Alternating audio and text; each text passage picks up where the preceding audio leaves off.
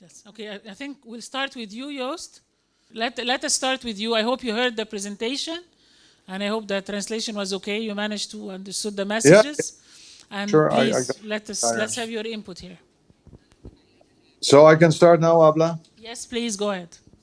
Alrighty. Okay. First of all, Abla, thank you so much for having me on the webinar. I'm really honored to be there. And as once you said, I'll never fail you. I hope to reciprocate this one and don't fail you as well today. Let me give a short, let's say, look back on India, on Egypt. I was there from 2012 to 2019. And so far I had a great time, and not only me but also my family, my kids on the American school. So Egypt always treated us very well, and I will never forget the warmth and the hospitality I extended to me and my family during our stay. And I feel I still have so many friends in Egypt, and Egypt, at large, is also one of my favorite destinations in life. So since 2019, I was taken out of Egypt, out of Cairo, to prepare the state visit of my king in India. And so I stayed on for the last 4 years, and I'm entering my fifth year. So cooperatives, let's start there. Cooperatives, yeah. As they also say in the Netherlands, and I only speak from the Netherlands perspective, right? As we say in the Netherlands, water is in our genes. We're always fighting the water. We're always making dikes. We have reclaimed, more than one third or almost half of our country, because it's all lying below sea level. But I think when it comes to cooperatives, it's also more or less in our genes. And I think, if we look at cooperatives, what they should do, how they should work, how they should function, how we should treat them, and how we should give them a legal position according to the law and within the law.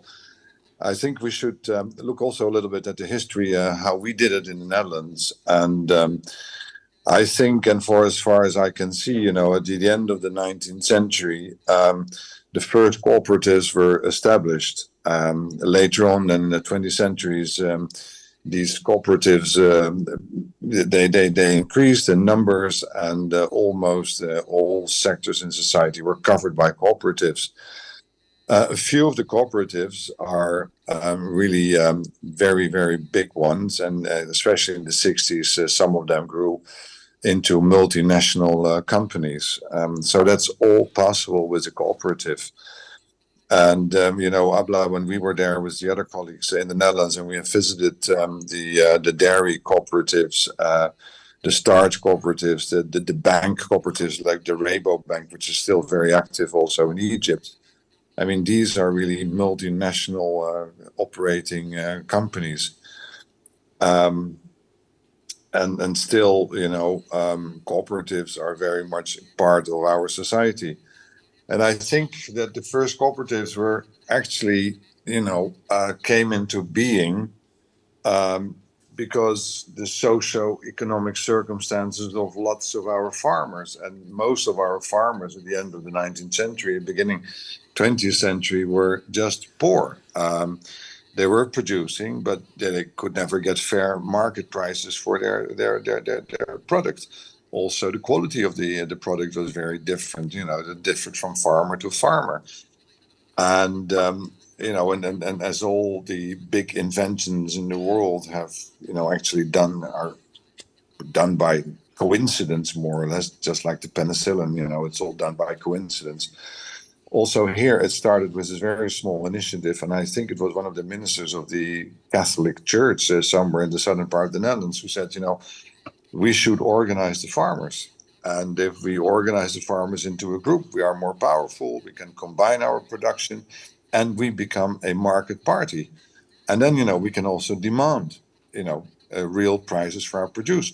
On the other hand, as we are all together, we all have the responsibility to each other that we also try to strive for a common and a good sense and a good level of quality of our produce.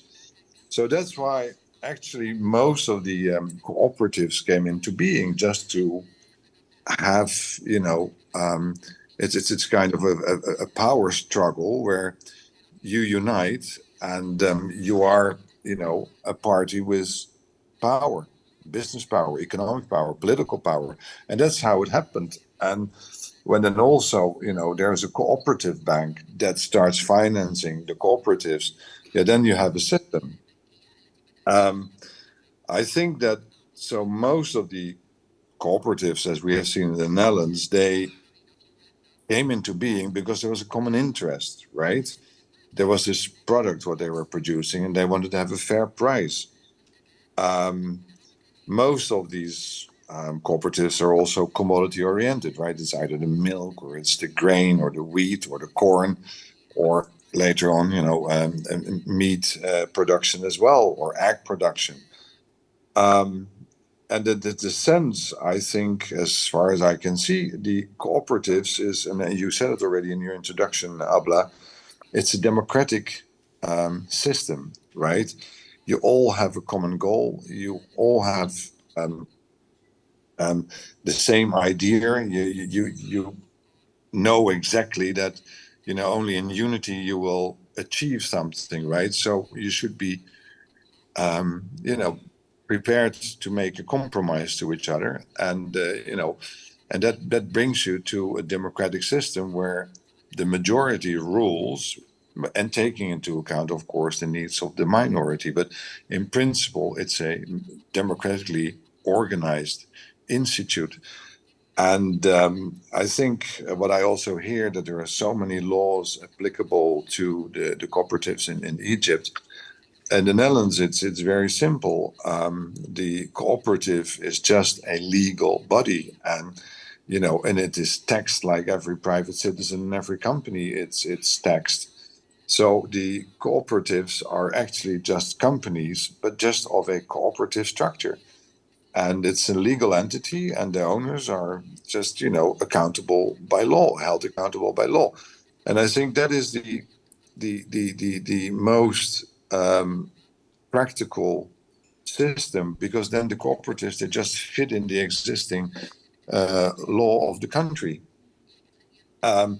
What I also hear is that the influence of the government and the direct governance also of the cooperatives in Egypt is there, and I think when it's just a legal body, the cooperatives are fully independent, and they are a market party. They produce for the market, and the market will also dictate what they get on prices. And if there's an overproduction, then the cooperative has to decide, what are we going to do now?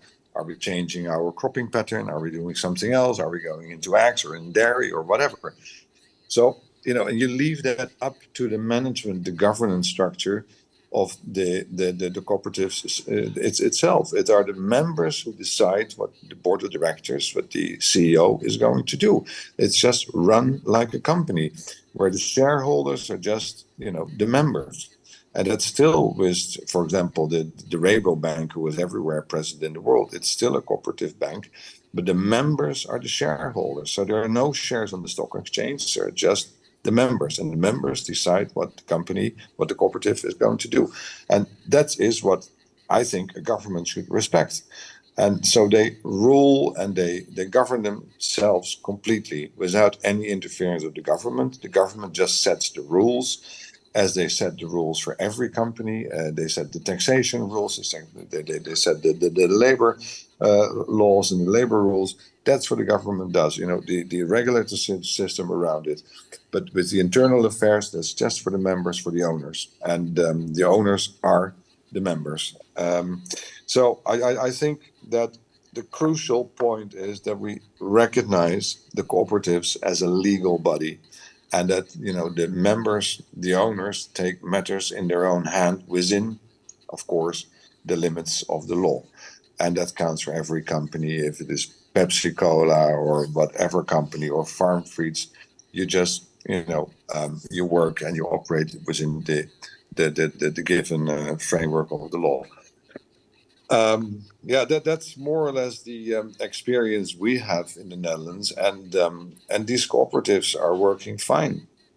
what I do see is that, once they tend to be bigger and they grow bigger and they become international operating organizations, you see that, the distance of the members to the board and to the CEO and the executive committees is becoming, of course, more distant and not so direct anymore. And we see it also with the big starch and potato cooperatives. They're just run big business, but still, the members, the suppliers of all the potatoes are the farmers, and they more or less decide what the board of directors is doing and what the price will be they get for their produce. If I may get a few minutes more, what I also see in the rest of the world, and not only in Egypt, but also here in India, and I've seen in Indonesia and China the same, especially also in the field of water. There you have a good example where, everywhere in every water district and every irrigation district, these so-called water user associations were established. They were established like a group, for sure, but they were so ruled by the government, by direct interference, that actually these water user associations didn't have any power and they didn't have any say in the distribution of water. And that renders them very ineffective. And in the end, most of all these water user associations all over the world, I've seen it, they tend to become, as often described in the literature, like paper organizations. And that's when, the members don't get a real say in the purpose of where they are for established. So if you want to make cooperatives effective and productive, then you have to allow that they decide themselves what to do, and let them be a market party, let them be a legal body, and they will be ruled by the market. And I think that's the only guarantee you have. What I see as well here, for example, in India, we have these farmer producers organizations, and they're also very much run by the government. And and in the end, it's are not really effective organizations. And still, the farmers have no say and still have to accept the prices by, the middleman offers them, because they have no unity. They can't say, this is all ours, this is our production, this is the mass we have, and this is the leverage we want to have. So it's also then divide and rule what is done very often. And that makes these organizations less effective. But I think that the cooperatives, if you really apply it and let them grow and let them be independent organizations, then it will modernize your agriculture very, very, very quickly, because yes, messages are very clear, Joost. Yes, messages are very clear. Yeah.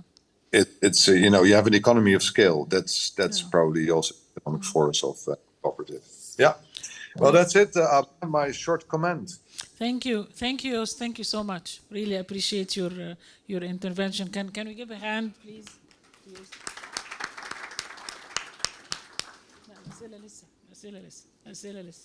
You're gonna stay with us because there will be questions later. They might ask you questions. Okay? I'm gonna shift to Arabic again. وقال طبعا حاجات مهمة جدا جدا، بس الرسالة الواضحة والصريحة دخل. He mentioned many points. The most important is when the government interferes, so everything is going to be ruined. So the cooperatives are like any company, but they work in a cooperative manner. The period of time that you were here in Egypt, we conducted 3 visits to Netherlands. One of them I was with them. We took representatives of the Ministry of Agriculture, farmers, in an attempt to change the law and to go there to Netherlands to be inspired to what we have in Netherlands. And when we came back, nothing happened. The cooperatives might be international and multinational companies. And he tackled the examples in India. Whenever the government interfere, everything will collapse. So we need to go on and take the comments. With whom shall I start? Oh, thank you so much. Let's take the Egyptian side. What was presented, it looks nice, attractive, very well drafted. But let's talk practical. Let's talk about the reality. And the reality will push us to talk about the background, the history. In the year 1907, the first cooperative that was established in Egypt. By coincidence, it was done by a person called Omar Lutfi, as far as I remember, with Talat Harb. And my grandfather, my great-grandfather, and one of the royal family, I think Prince Hussein Kamal. Why we go back in history? In order to show that we in the Arab region and the African region, we were the oldest countries establishing the cooperatives. And we grow and grow till the year 1952. And the transformation that we saw in the role of the state, that was very severe during the 60s, controlling the production resources. And to remind you, for the cooperatives, many activities, agriculture activities, fishing, consumer cooperatives, housing cooperatives, productive cooperatives, and educational cooperatives. And about the educational cooperatives, the idea came, they didn't know what about the schools, that they were nationalized in the year 1956. They didn't know what to do with such schools, like the Lycée, the Victoria School. So we are going to transfer these schools to cooperatives. And that was the beginning of the deterioration of such schools. Back again to history. We mentioned that the political circumstances in Egypt and the political opinions in Egypt at that time found that the most important tool is to mobilize the voices for the elections. And this will be through the agriculture cooperatives. The agriculture cooperatives were considered to be like the treasury of the country that will get everything. And they buy everything. We rent agriculture machines and tools. So in order to be like a poser and in order to be a candidate in whatever, to be a member of one of the agriculture cooperatives, and the government or the state, they give all the power to the cooperatives. So that was the beginning of a very important activity for the subsidized products, to get a card for supply. So these were the consumption cooperatives. So up till now, we say it here in Egypt, I'm going to the cooperatives, but actually the cooperatives are public sector companies like Nil and Al Ahram. Back again to the consumption and the consumer cooperatives, but what I want to tell you that the economic and political transformation in Egypt made the cooperatives close to a parallel governmental entity. The government was acting two roles: organizing any activity in Egypt, like whatever entity we have in Egypt. And in addition to this, they were using the cooperatives as distribution channels, especially in two fields, agriculture products and the other products that they have fixed price. What happened? By mean of time, these entities became depending totally on what the government is giving them in selling, in buying, in distribution. By the way, I visited many cooperatives in many governorates in Egypt. Those fishing cooperatives, I found that 2 wooden kiosks on the Nile. the main idea was to buy nets that they were expensive and to buy a fridge and to sell the fish with a higher price. They have no resources at all. So do you have members? Why do you have members and you don't have resources? They said because the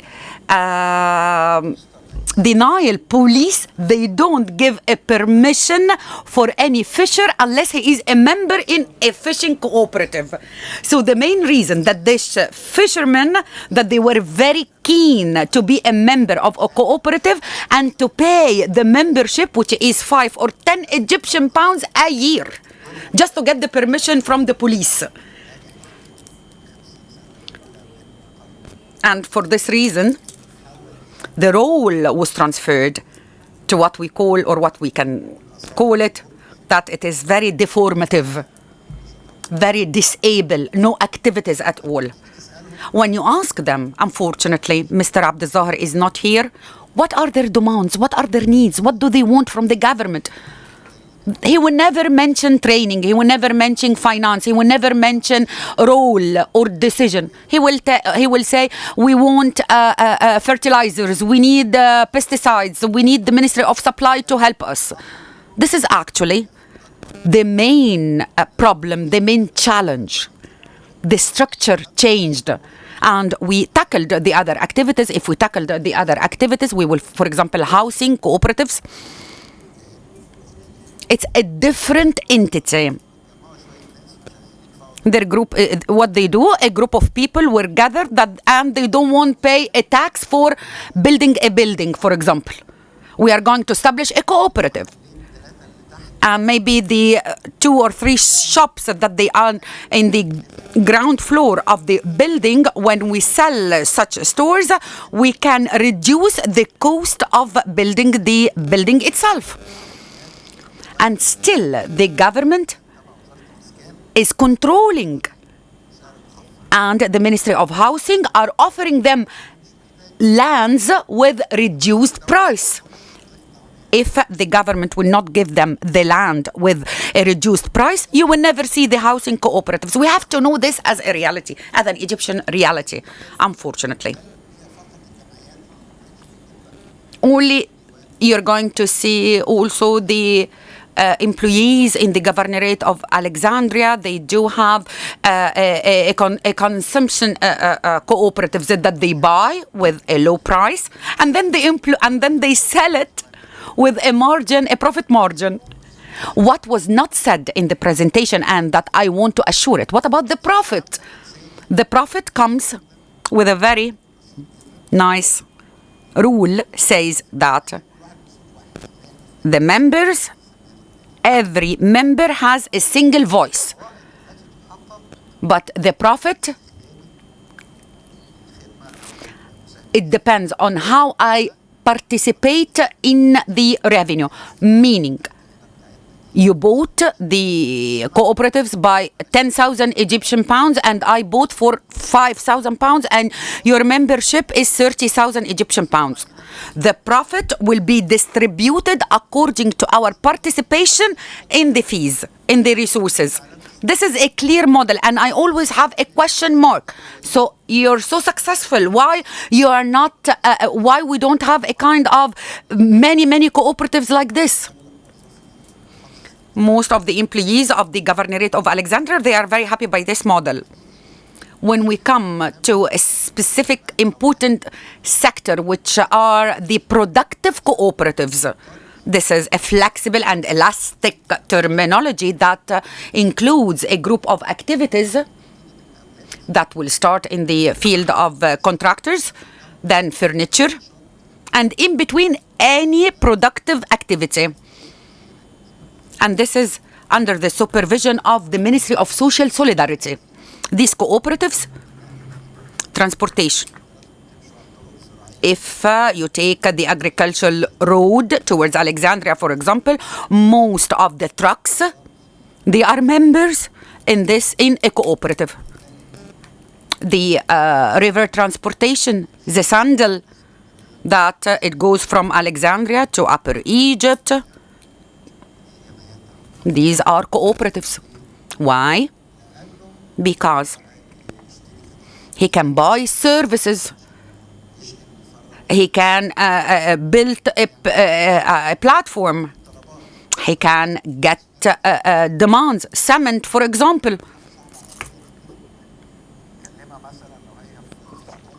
If this company is in Sohag or Asyut, will contact the cooperative of the land transportation. We need, for example, 10 trucks, for example, and he will be responsible for the distribution. I sat with those of Asyut, and they were very happy that they established a fuel station, and they were importing the tires. That's very expensive, actually. And they were able to get it in a reduced price. And then they will sell it for the truck's owner with installment. I will not talk about the tax. The rules that were drafted in the year 1975 and 1982. If we put aside the educational cooperatives, we found that there are lots of incentives and advantages in the railway transportation, selling and buying. The law, if it is drafted today, it will never be like this. These exemptions are a lot. Dr. Maiz will never allow this. In addition, they are allowed to have loans.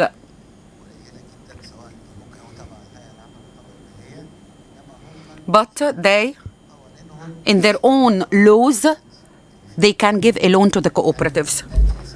So many questions.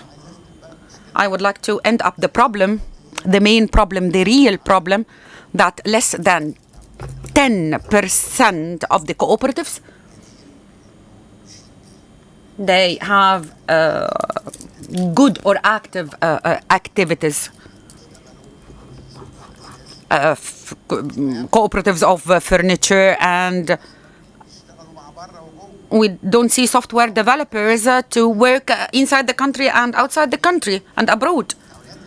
The productive cooperatives are elastic and very vast, that you can introduce new activities, maintenance, for example.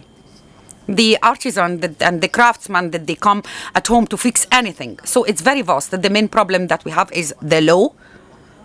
We love so much the word unified. Before we used to talk about the division and the separation, but now we are talking about the unified law. Now we have 6 or 7 laws that they are drafted. We will find that 90% of the articles are repeated in a different way of drafting. The same articles are repeated in the 6 or 7 laws. The other problem is I don't give the free hand to the cooperatives. No, we have rules, we have governors, we have accountability. No. I am forcing them. And this is the point, to have a supervisor from the government, from the governorate, from a federation, a centralized federation for all kind of cooperatives, and then I have a general federation, like the holding company, for example, and I force all the levels of the producers, the first line, that part of their profits to be given to the higher level and to the upper level, and so on and so on. Suppose that this revenue will be spent for training and for building capacities, for improving, but this doesn't happen. So the percentage of financial leakage and the money that is given to whomever is not adding any value to the system, and the regulatory and the coordinative structure or system are not put in a correct way.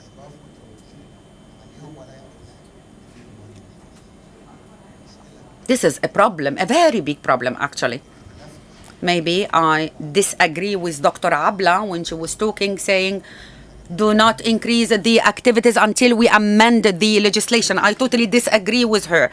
As we, in the laws of the companies, we say we need to amend the law, but I can't say we're not going to establish any companies before the amendment. We can amend the law and we can still establish cooperatives and still establish companies. If we are honest, we can do a lot. Let them work. If we have a group of people that they want to establish a programming cooperatives or a cooperative in the 6th of October city, why not? It's better than nothing. And another important point that we have to put it in consideration, there is what we call the proportionality. I cannot control a cooperative with 20 members in one of the villages in El Fayoum like a cooperative that owns 4 factories in El Mansoura or has slaughterhouses or whatever that works with millions and millions of pounds, as we have in to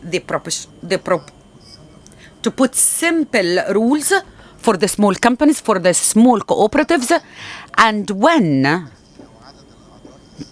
the number of members increase, so at that point I will say, okay, so I need an accountant, I need whatever I want, I need the board of director, whatever. So I just wanted to tackle these points, but it is a sector, and what is noticed that the ignorance in the sector, we were improving all the sectors, and I didn't put in my consideration the cooperatives. Dr. Ziad, sorry, Her Excellency Ghada Wali told me there is the cooperatives. Anyway, I traveled all over Egypt to see the cooperatives. And whenever I sit with people, bankers or non-bankers, in any conference, in a meeting, in a forum, with the CIB, no one knows anything about the cooperatives. They are crying and they see and they give loans to SMEs. If you're going to give a loan to a client, there will be another client and another and another. We need to raise the awareness. We need to be aware of the cooperatives and the main objective of the cooperatives. Thank you so much for listening.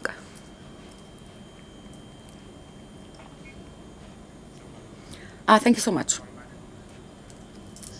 After what Dr. Sherif said, it will be very hard for me to comment, but I'm going to comment on the study.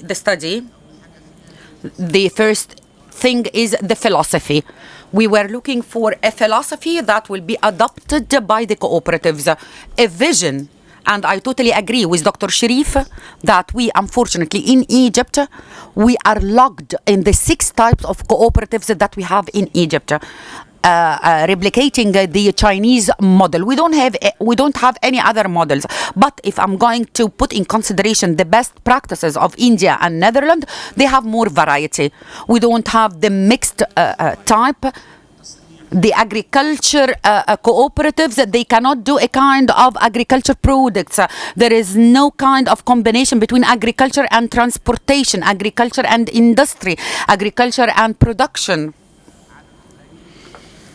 And there are lots of services cooperatives. The other point is when we wrote a note in the study is to work under the shade of the philosophy of Law 49, to have a kind of a democratic management, the independency from the government, to work independent away from the government, no interference at all,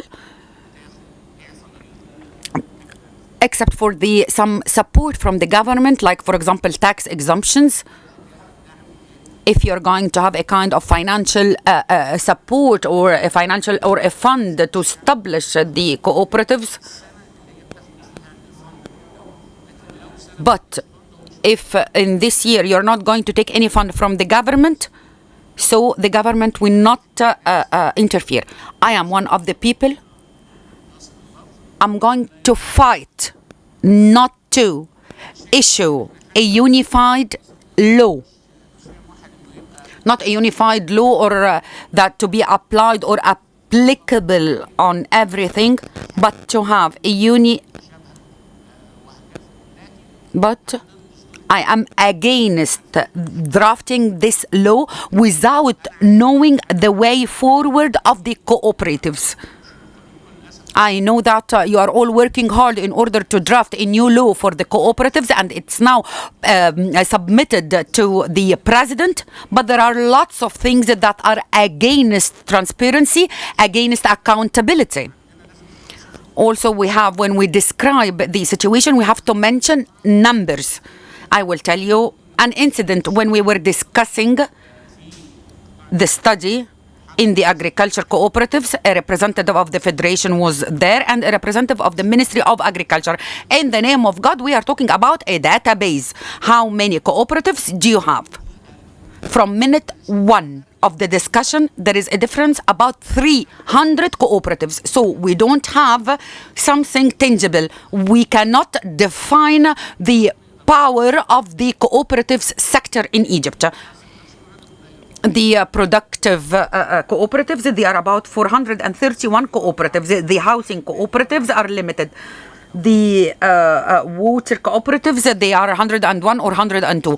Actually, if we continue in this way and in giving incentives and exemptions to cooperatives, we are not going to be competitive anymore.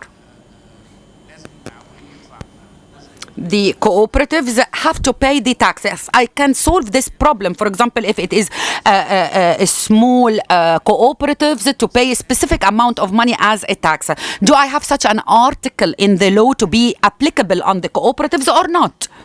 Any legal framework. But I'm telling you, when the cooperatives will go to the tax and the taxes will tell him, we don't know such cooperatives, this is not the organizational structure that we know.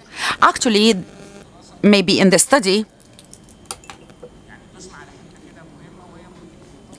we tackled a very important point which is related to the International Cooperative Federation.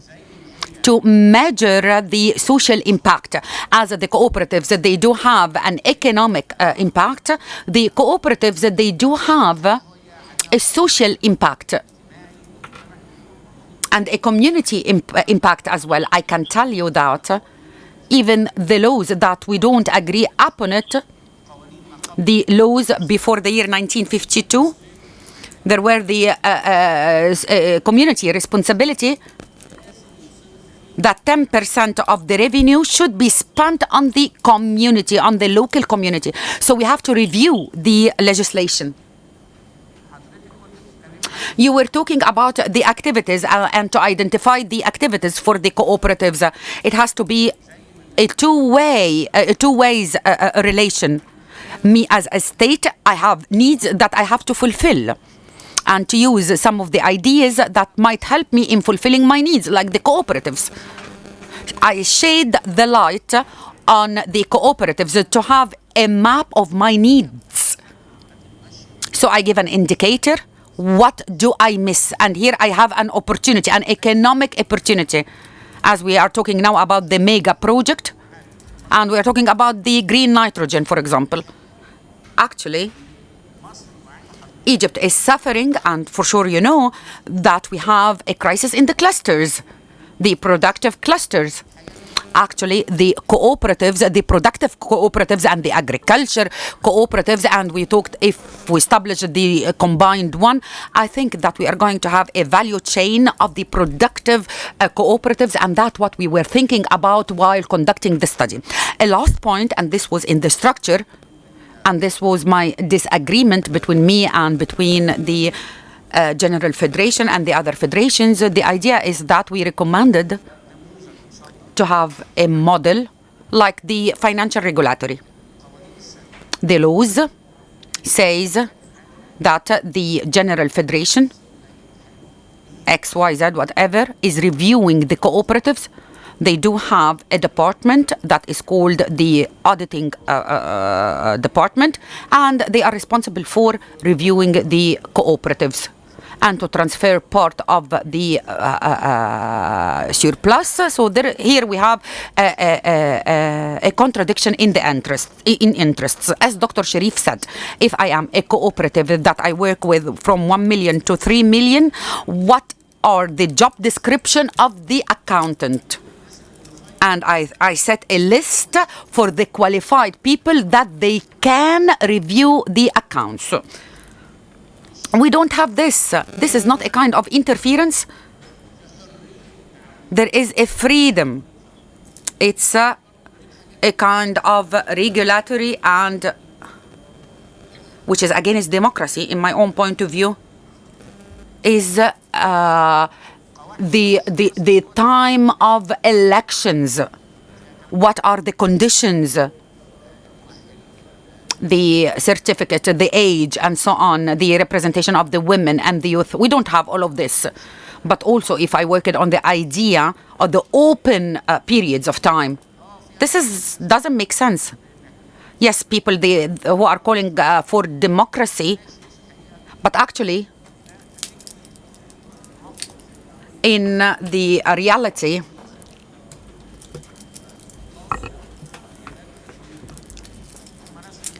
they are honest people. Yes, they want to change. Most of them, they are with the reform. It's a win-win situation. Finally, and this I totally agree with Dr. Sherif. If I have a new idea for the cooperatives, I think we will have a kind of raising. If I am able to put a solution for a combined cooperatives and an integrated cooperatives, this will make the 6 or 7 types collapse. The other thing that I have to put it in my consideration, in your consideration, we have actually a constitutional obstacle. You cannot interfere in the cooperatives to destroy it and build it all over again. You cannot do this. You cannot do this. From among the other things that we have to do a kind of connection where we are going to, the way forward, an action plan, and this will give them an incentive to implement the reform, to spread the culture of this reform. I can tell you, the canteen at school, it is a student cooperatives. All the governmental school, all the public school, and even the private schools. We have this canteen, we have this place. The teacher or the teacher of the social activity is responsible for the student cooperative, and this will teach the students democracy. Actually, the cooperatives, I see that it is one of the components of the NGOs that will help to teach the community and the society democracy, freedom and transparency, and also financial inclusion. A round of applause, please. We totally agree. I totally agree with you, actually. No, I don't disagree with you with the objectives and the goals. Mr. Sherif, you tackled a point. The revenue and the profit, the effort of the members in the cooperative, it's exerted in vain. I cannot hear the speaker. He's not using the microphone. I'm so sorry, sir.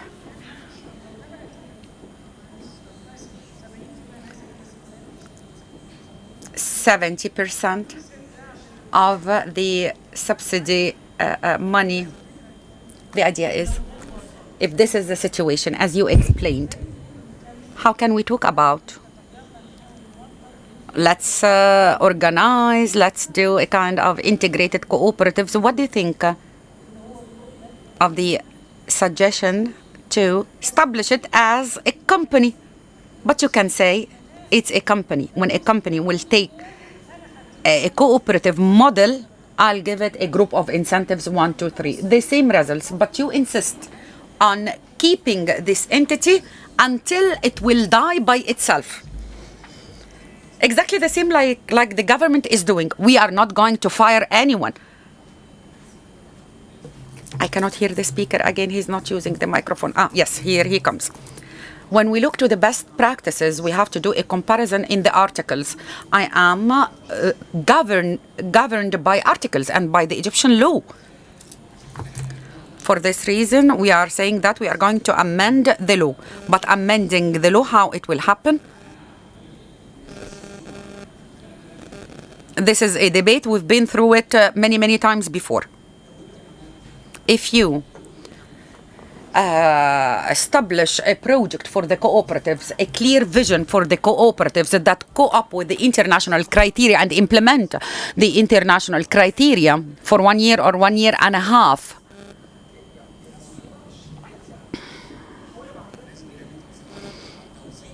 we have to do a kind of reforming the situation. I'm going to do a kind of restructuring. I'm going to do a kind of reforming the regulations. It is said that there are 18 million Egyptians that they are registered in the Egyptian cooperatives. Yes, 18 million, but about 9 million, they are registered, but they are dead. They already passed away. So, updating and reforming the situation will give you a real vision about the services of the cooperatives. If we adopted this, if we implemented this, we will reach our joint goal. So we agree that we need a new model, but you have a period that you have to deal with the old model. What I'm afraid of, as they are running to do so and so and so, you will find yourself in the same institutional problem. And we are facing this now. We moved to the new administrative capital, the 33 ministries. And again, it doesn't make sense.